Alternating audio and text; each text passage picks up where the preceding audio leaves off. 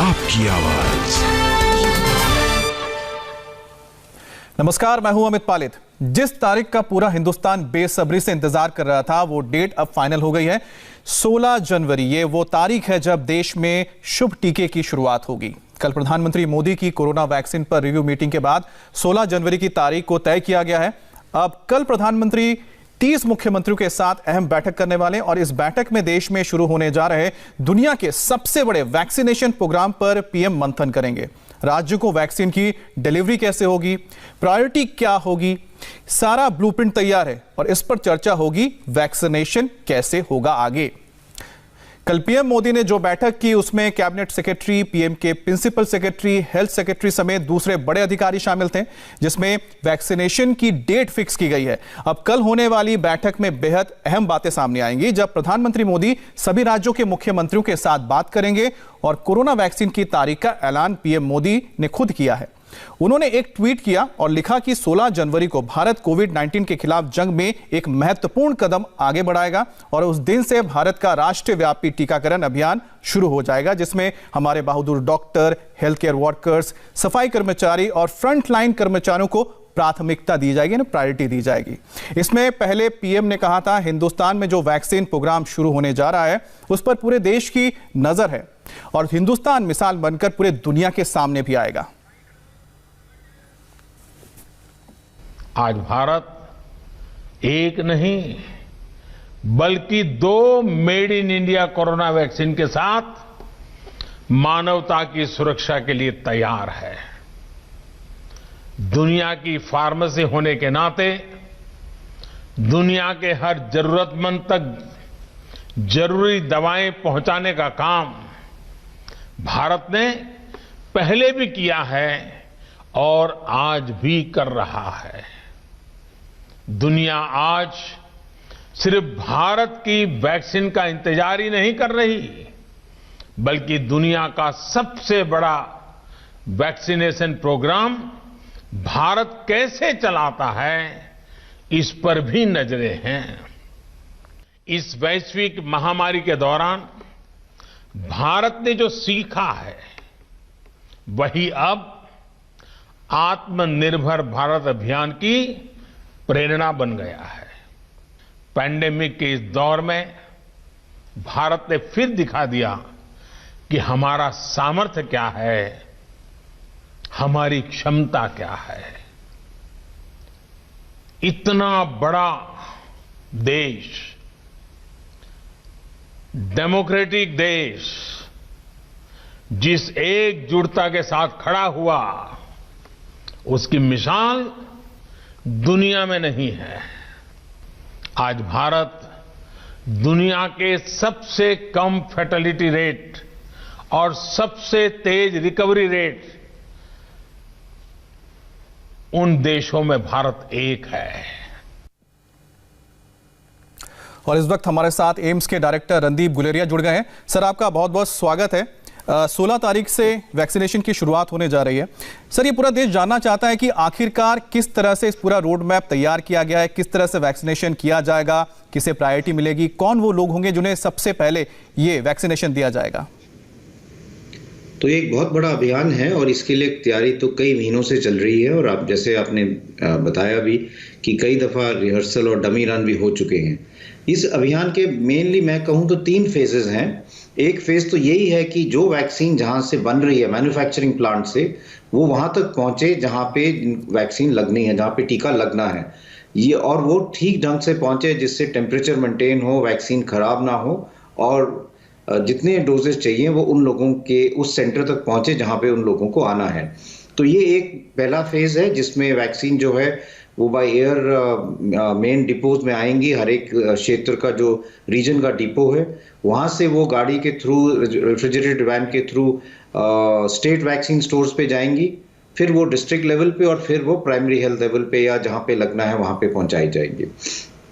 उसके बाद जो दूसरा फेज है तो इसका काम शुरू हो गया और मुझे पूरी उम्मीद है कि अगले कुछ दिन में वैक्सीन हर एक जगह पे पहुँच जाएगी। उसके बाद जो दूसरा फेज है वो यही है कि हम उन लोगों को जिनको टीका लगना है उनका रजिस्ट्रेशन हो। ये भी हो चुका है, जो हेल्थ केयर वर्कर्स हैं, जो फ्रंटलाइन वर्कर्स हैं, उनका ऑलरेडी नाम रजिस्टर हो चुका है जो कोविन ऐप में है, लेकिन उसके बाद उनको जो हम कहते हैं सेशन एलोकेशन, किस दिन पे उनको आना है उसकी एलोकेशन हो कि आपको इस दिन पे इतने बजे इस जगह पे आना है, वो एलोकेशन इस ऐप के थ्रू होगी। जो बेनिफिशियरी रजिस्टर हुए हैं, जो हमारे फ्रंटलाइन वर्कर्स हैं, हेल्थ केयर वर्कर्स हैं, जिनको पहले टीका लगना है, उसके बाद फिर उनको उस जगह पे आके तीसरा जो चरण है जिसमें हम टीका लगाएंगे, उनका पूरा कागज देख के एक्नॉलेजमेंट करेंगे, उनका फिर एक यूनिक हेल्थ आईडी बनेगा और एक उनको मैसेज आएगा कि आपको अब टीका लग गया और आपका दूसरा डोज की जो डेट है वो कब बनती है और कब आपको फिर दूसरे डोज के लिए आना है, क्योंकि इस टीके में 2 डोजेज हैं।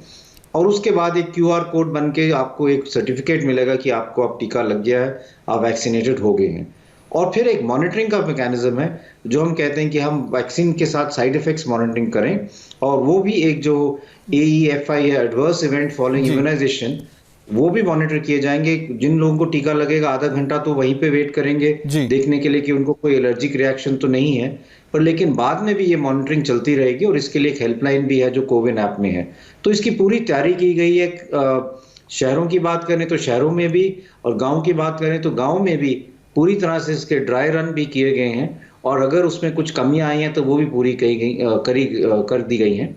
तो मेरा ये मानना है कि ये जो सबसे बड़ा एक दुनिया का अभियान है, इसकी पूरी तैयारी हो गई है, और जैसे आपने कहा कि 16 तारीख से ये पूरा शुरू हो जाएगा। जी अच्छा, डॉक्टर साहब आपने कहा कि रजिस्ट्रेशन होना जरूरी है, तो क्या रजिस्ट्रेशन के बगैर जो लोग हैं, आपके फ्रंटलाइन वर्कर्स है, वो क्या टीका नहीं लगा सकते हैं? क्योंकि इसमें डोजेस डिफाइंड है, हर एक एरिया में कितने डोजेस आएंगे वो उस पर डिपेंड करेगा कि जिस दिन पे जितने लोगों को लगाना है वो उनको लगेगा। अगर आप किसी व्यक्ति जो है फ्रंटलाइन वर्कर है या हेल्थ केयर वर्कर है, उसकी रजिस्ट्रेशन मान लो नहीं हुई है किसी कारणवश, तो वो ऐप में अपने आप को रजिस्टर कर सकता है। अपना डिटेल जैसे आई कार्ड है, आधार कार्ड है, या पासपोर्ट है, या पोस्ट ऑफिस का जो आई कार्ड है, कुछ भी कागज अपलोड करके वो अपने आप को रजिस्टर कर सकता है। और फिर उसको जो जैसे मैंने कहा कि सेशन के लिए एक डेट मिली जाएगी, जो सेशन उसको एलोकेट किया जाएगा, उस दिन उसको आना पड़ेगा। क्योंकि यहाँ पे ऐसा है कि हमारे पास जैसे मान लो एक साइड पे हमने 100 टीके रखे हैं जी, तो फिर 100 ही लोगों को उस दिन टीके लग पाएंगे। अगर वहां 500 लोग आ जाएंगे तो फिर वो पूरा प्रॉब्लम गड़बड़ हो जाएगी। इसलिए जो सेशन एलोकेशन है वो ऑनलाइन होगा, और उन लोगों को जिनको बुलाया गया है उन्हीं को टीका लगेगा, जिससे ठीक स्मूथ फ्लो हो पाए। और ये जो पूरा अभियान है ये कई हफ्ते या कई महीने चलेगा, क्योंकि 30 करोड़ लोगों को वैक्सीनेट करना है, सारे देश में करना है। तो इसके लिए एक दिन में तो होगा नहीं, ये कई दिन लगेंगे। तो अगर किसी को पहले दिन पे अगर उसका एलोकेशन नहीं हुआ है, उसको घबराना नहीं चाहिए, कुछ दिनों में उसकी भी बारी आ जाएगी, और हमें सबको अपने टर्न का वेट करके एक एक करके टीका लगा लेना चाहिए। आपने टर्न का जिक्र किया, तो सवाल ये बनता है कि डॉक्टर साहब कि इसमें किस तरह से आप लोग प्रायोरिटी डिसाइड कर रहे हैं? एलिजिबिलिटी क्या होगी कि पहले किसे लगेगा, किसको बाद में लगेगा? पहले क्या डॉक्टर्स को लगेगा, फिर हेल्थ वर्कर्स होंगे, उसके बाद किसका नंबर आएगा? कैसे तैयार किया आप लोगों ने इसे? तो ये जो है ये ऐप के थ्रू होगा, और ये तो सेंट्रली कंट्रोल्ड होगा। तो इसलिए जहां पे टीका लग रहा है, जो साइट है, उनको इसमें प्रायोरिटाइजेशन कर नहीं पाएंगे। अगर मैं ये कहूं कि मेरे हॉस्पिटल में इन लोगों को पहले लगाएं और दूसरों को बाद में लगाएं, ये मेरे हाथ में नहीं है। ये जो सेंट्रल रजिस्ट्रेशन जो है वहां पे चाहे वो रैंडमली हो, चाहे वो अपने क्राइटेरिया करके करेंगे, जिससे कोई बीच में गड़बड़ ना हो पाए। तो इसलिए जो सेशन एलोकेशन है, जिसको टीका लगना है, जिसको मैसेज आएगा, वो एक सेंट्रल साइट से ही आएगा जो इसको मॉनिटर कर रहे हैं, क्योंकि ये एक जगह के लिए नहीं है, सारे देश के लिए है। तो इसलिए इसमें प्रायोरिटाइजेशन सेंट्रल लेवल पे हो रही है, एट अ लोकल लेवल नहीं होगी। अच्छा सर, एक और बात इसमें आ जाती है कि आखिरकार जब वैक्सीनेशन हो गया, यानी वैक्सीन लग गया, उसके बाद किन बातों का ध्यान रखना होगा? तो सबसे पहली चीज है कि वैक्सीन अगर आपको लग जाए, पहला डोज या दूसरा डोज भी, तो ये आपको समझना चाहिए कि आपको ये नहीं समझना चाहिए कि आपकी इम्यूनिटी ठीक हो गई। अब आपको कोविड अप्रोप्रिएट बिहेवियर जो है, मास्क लगाना या 2 गज की दूरी या हाथ धोना अब छोड़ देना है, वो साथ साथ ही चलना है। और उसके 2-3 कारण हैं। एक कारण तो ये है कि जो आपकी इम्यूनिटी है वो दूसरे डोज के 2 हफ्ते बाद ही पूरी तरह से बनेगी। आपने पहला डोज लिया, कुछ हद तक आपकी बॉडी में इम्यूनिटी बनी, कुछ प्रोटेक्शन आई। जब आपने दूसरा डोज लिया जो एक टाइप का बूस्टर डोज है, तो उसके 2 हफ्ते बाद आपके बॉडी में एंटीबॉडीज भी बनेगी, सेल मीडिएटेड इम्यूनिटी भी आएगी और आपकी जो सुरक्षा है वो ऑप्टिमम हो जाएगी। लेकिन उसके बाद भी हमें पूरा प्रिकॉशन रखना चाहिए, क्योंकि हम जो कहते हैं आपको किस टाइप का प्रोटेक्शन मिलेगा, प्रोटेक्शन अगेंस्ट इन्फेक्शन या प्रोटेक्शन अगेंस्ट डिजीज, इसका क्या मतलब हुआ? इसका ये मतलब हुआ कि मान लो मुझे टीका लग गया है, ये हो सकता है कि मुझे अब प्रोटेक्शन होगी कि मुझे सीवियर कोविड नहीं होगा, मुझे हॉस्पिटल नहीं जाना पड़ेगा, मैं आईसीयू में नहीं जाऊंगा, लेकिन मुझे माइल्ड इन्फेक्शन फिर भी हो सकता है। एक्सपोजर हुआ, मुझे थोड़ा सा जुकाम नजला हुआ, मेरी एंटीबॉडीज बनी और उसने सीरियस कोविड होने नहीं दिया। लेकिन मुझे अगर माइल्ड इन्फेक्शन हुआ तो मैं घर में और लोगों को जिनको वही टीका नहीं लगा उनको इन्फेक्शन दे सकता हूं। इसलिए ये जरूरी है कि टीका लगाने के बाद भी हम मास्क लगा रखें, अपने हाथ धोएं और 2 गज की दूरी का पूरी तरह से वो पालन करें। जी डॉक्टर साहब, आपने कहा कि पहला डोज लगेगा, उसके बाद फिर 28 दिन का गैप, फिर से एक डोज लगेगा, लेकिन इस बीच में अगर कोई सिम्टम्स आते हैं, बुखार आ गया, कोई भी अलग आपको साइड इफेक्ट नजर आते हैं, तो वो किस तरह से संपर्क करें, किसको संपर्क करें? तो जो हमारा जो कोविन ऐप गवर्नमेंट ने बनाया है, और ये जो गवर्नमेंट का इसमें बहुत मेहनत हुई है, उसमें एक हेल्पलाइन भी है और आप उस हेल्पलाइन से कभी भी 24/7 संपर्क कर सकते हैं। अगर आपको कोई भी लगे कि आशंका है कि ये साइड इफेक्ट तो नहीं है या और तो नहीं है, अब आपको पहला टीका लगा है, मौसम बदल रहा है, जुकाम नजला वैसे भी हो सकता है, तो इसलिए ये जरूरी है कि हम हेल्पलाइन से कांटेक्ट करें कि ये टीका का एडवर्स इफेक्ट तो नहीं है या वैसे ही है, और इसके लिए हमें क्या दवाई लेने की जरूरत है या कहीं दिखाने की जरूरत तो नहीं है। तो इसलिए उसका भी पूरा प्रोविजन किया गया है। अच्छा डॉक्टर साहब, जब वैक्सीन लगाने के लिए जाएं तो उससे पहले भी कोई प्रिकॉशन लेना पड़ेगा? क्या खा सकते हैं, क्या नहीं पी सकते? होता है ना कि दवाई आप ले रहे हैं तो कुछ परहेज करना पड़ता है, ऐसा भी कुछ है क्या? टीका लगाने के लिए ऐसा कोई परहेज नहीं, पर अगर किसी को ऐसे लक्षण हो जो कोविड के हो सकते हैं, जुकाम नजला बुखार है, तो हम तो ये कहेंगे कि आप वैक्सीनेशन साइट पे ना आए, आप कह दें कि आपकी तबीयत ठीक नहीं, आपको दूसरी डेट दी जाए और अपना टेस्ट जरूर कराएं। और अगर कोविड है तो फिर टीका नहीं लगाना चाहिए, क्योंकि फिर टीके से इतनी प्रोटेक्शन नहीं मिलेगी। अच्छा डॉक्टर साहब, कोविशील्ड और कोवैक्सीन, ये 2 वैक्सीन है जो अभी आए हैं, अप्रूवल उनको मिला हुआ है। अब लोगों के दिमाग में ये सवाल आता है कि दोनों में फर्क क्या है? दोनों वैक्सीन की अगर हम एफिकेसी की बात करें तो बिल्कुल एक जैसी हैं, और रेगुलेटर्स ने इसको बड़े ध्यान से देख के ही अप्रूवल दिया गया है। जो कोविशील्ड है उसका ट्रायल जो है वो बाहर भी हुआ है, और इंडिया में लिमिटेड लोगों का में ट्रायल होके उन्होंने उस डेटा दिखाया कि वो बाहर वाले डेटा से मैच करता है, इसलिए वैक्सीन को रेगुलेटरी अप्रूवल दिया गया। जो कोवैक्सीन है उसका प्लेटफॉर्म अलग है, लेकिन उसकी भी एफिकेसी बहुत अच्छी है, वो भी सेफ वैक्सीन है। उसका डेटा अभी भी पूरी तरह से कलेक्ट हो रहा है, लेकिन क्योंकि उसकी एफिकेसी बहुत अच्छी और डेट और उसका सेफ्टी प्रोफाइल बहुत अच्छा है, उसको भी अप्रूवल दिया गया है। अगर हम इम्यूनिटी की बात करें तो दोनों वैक्सीन इक्वली इफेक्टिव हैं, और दोनों वैक्सीन का जो डेटा अभी तक है वो इक्वली ही सेफ है। इसलिए अगर जो भी वैक्सीन जिस एरिया में मिल रही हो हमें वो लगा लेनी चाहिए। अभी तक ज्यादातर जो है वो कोविशील्ड ही मिलेगी, लेकिन जिस एरिया में जो भी वैक्सीन है, जैसे हम दवाई की बात करते हैं, बच्चों का इम्यूनाइजेशन की बात करते हैं, बच्चों का इम्यूनाइजेशन प्रोग्राम हर साल होता है, 5 से 6 करोड़ लोगों को वैक्सीन लगती है। उसमें जिस कंपनी की भी वैक्सीन है वो लगाई जाती है, ये नहीं देखा जाता कि ये इस कंपनी की वैक्सीन है या उस कंपनी की, क्योंकि दोनों अप्रूव्ड है, इसलिए दोनों की एफिकेसी इक्वली मानी जाती है। लेकिन सर, जब मार्केट में 2 वैक्सीन आ जाते हैं तो लोगों के जहन में होता है ना कि बेहतर कौन सा है, तो ये सवाल तो मतलब लगातार आ रहा है कि बेहतर कौन सा है, बेहतर कौन सा है?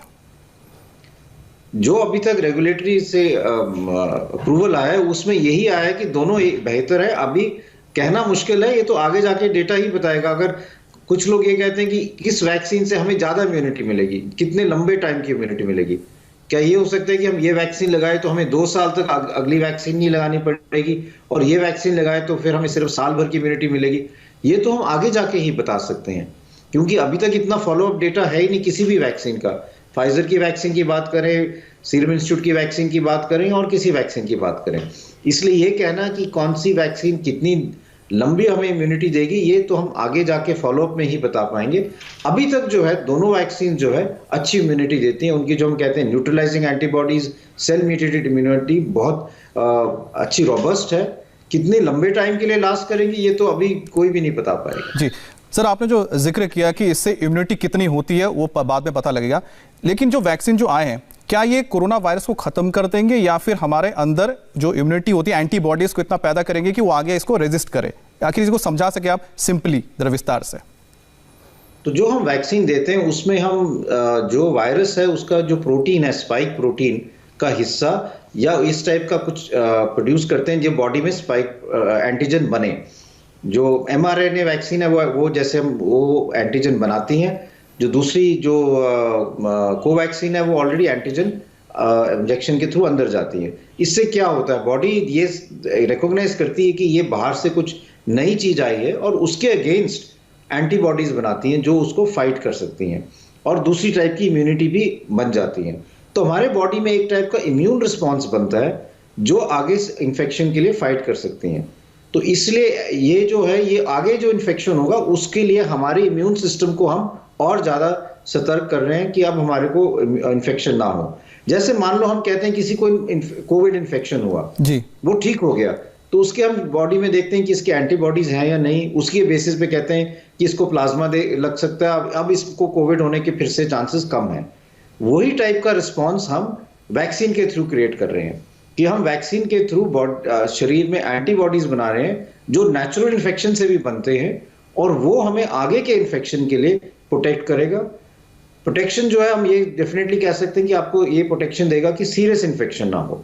माइल्ड इन्फेक्शन कुछ लोगों को होने के चांसेस हो सकते हैं और इसलिए मैंने कहा कि कोविड अप्रोप्रिएट बिहेवियर बाद में भी करना बहुत जरूरी है। मतलब कुल मिलाकर सर ये है कि वैक्सीनेशन होने के बाद भी आप पहले की तरह घूम फिर नहीं सकते हैं कि आप खुला होकर घूम रहे हैं, मास्क नहीं पहन रहे, कोई प्रिकॉशन नहीं मान रहे, ऐसा नहीं हो सकता है। नॉर्मल लाइफ आपकी वैसी रहेगी जैसा कि हम लोग करते हुए आ रहे हैं कि प्रॉपर प्रोटेक्शन के साथ। बिल्कुल, क्योंकि हम चाहते हैं कि पहले काफी ज्यादा लोगों को वैक्सीन मिल जाए जिससे हम चेन ऑफ ट्रांसमिशन को तोड़ पाएं, कि आगे हम फैलने ना दें। अगर किसी को कोविड हो तो उसके आसपास सब लोग प्रोटेक्टेड हों। उसके लिए अभी हमें काफी ज्यादा लोगों को वैक्सीनेट करना पड़ेगा और जब तक उस स्थिति पे हम नहीं पहुंचते तब तक कोविड अप्रोप्रिएट बिहेवियर बहुत जरूरी हो जाता है। जी अच्छा सर, ये बताइए कि जो दोनों वैक्सीन आएंगे इनका इस्तेमाल आप किस तरह से कर रहे हैं? कोविशील्ड और कोवैक्सीन है, क्या पहले किसी को इस्तेमाल किया जाएगा, बाद में दूसरा बैकअप के तौर पर रखा जाएगा, क्या है सर प्लान? ये देखिए, बैकअप का ये नहीं है कि बैकअप ये है कि अगर वो नहीं हुआ तो ये देंगे। बैकअप का मतलब कि अगर हमें डोजेस ज्यादा चाहिए होंगे तो हम और वैक्सीन जो है उससे कोवैक्सीन से ले सकते हैं, तो वो भी अवेलेबल है, उसका अप्रूवल हो चुका है। शुरू में ज्यादातर डोजेस जो है वो कोविशील्ड के ही लगेंगे क्योंकि उनके पास ज्यादा डोजेस हैं। 60 से 70 मिलियन डोजेस जो है उन्होंने उस कंपनी ने ऑलरेडी बना के रखे हैं, वो एकदम दे सकते हैं। इतने ज्यादा डोजेस दूसरे कंपनी के पास अभी तक नहीं है। लेकिन अगर मान लो हमको बहुत ज्यादा डोजेस की जरूरत पड़े, जैसे यूके में हो रहा है या और जगह सिचुएशन है कि वहां पे वेरिएंट स्ट्रेन के कारण बहुत ज्यादा केसेस बढ़ रहे हैं, 60,000 केसेस से ज्यादा रोज आ रहे हैं, तो हम ये चाहेंगे कि हम ज्यादा से ज्यादा लोगों को वैक्सीनेट कर पाएं और इसलिए फिर वो दूसरी वैक्सीन भी जितनी ज्यादा यूज हो पाए वो जल्दी से जल्दी यूज करना शुरू करेंगे। अभी तक जो ज्यादा डोजेस अवेलेबल हैं वो एक कंपनी के ही हैं, इसलिए ज्यादातर वही कंपनी के डोजेस सब लोगों को लगेंगे। सर एक और बात यह आती है कि इमरजेंसी यूज की जो बार बार हम बात कर रहे हैं, इमरजेंसी यूज का मतलब क्या हुआ कि आम लोग इसके जद में नहीं आ रहे, इस्तेमाल नहीं कर सकते हैं? क्या ये मार्केट में नहीं आएंगे वैक्सीन जो आम लोग इस यूज कर पाए? इमरजेंसी यूज ऑथराइजेशन तब दिया जाता है कि जब कोई ऐसी सिचुएशन हो कि हमें मार्केट में कोई भी दवाई या टीका लाना है क्योंकि उसके कोई प्रॉपर इलाज नहीं है और उसके कारण काफी लोगों की डेथ हो रही है। अगर हम पिछले साल की बात करें तो कई ऐसी दवाइयां थी जिनको यही अप्रूवल दिया गया था।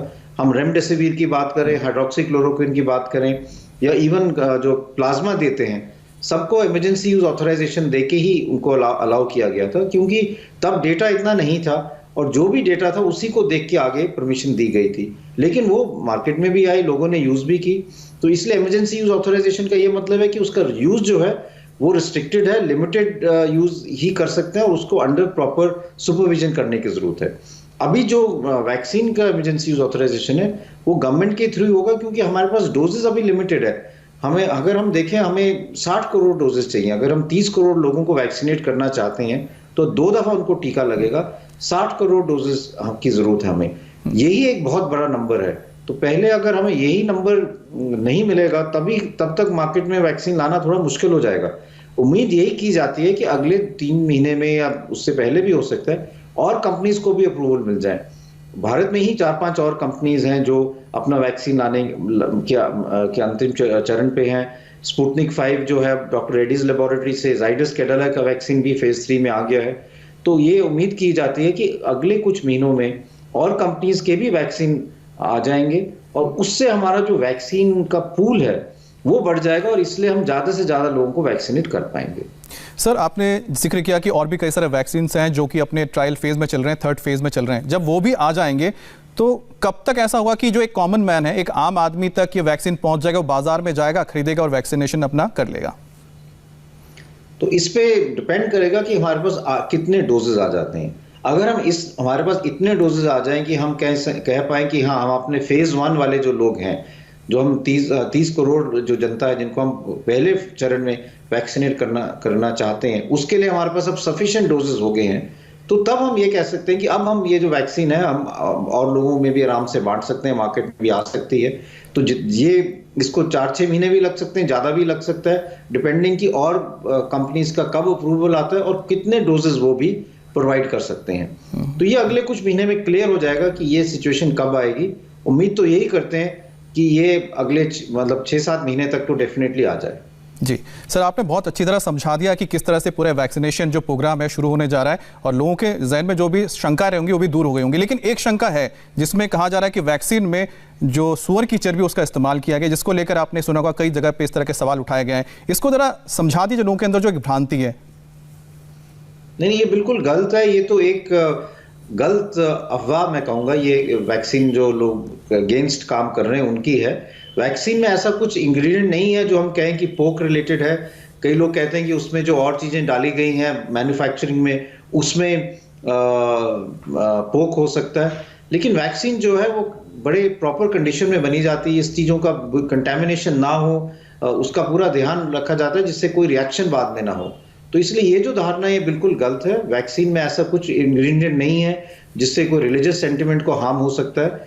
और मैं तो यही कहूँगा कि ये जो वैक्सीन है ये सबके लिए है, चाहे आप किसी धर्म के हो, चाहे आपका कोई सोशियो इकोनॉमिक स्टेटस हो, क्योंकि अगर हमें इस पैंडेमिक से निकलना है तो सब लोगों को वैक्सीन लगाना जरूरी है। क्योंकि ये वैक्सीन, ये वायरस ये तो नहीं देखता कि आप किस सोशियो इकोनॉमिक स्टेटस के हो या किस धर्म के हो या किस एरिया से आए हो।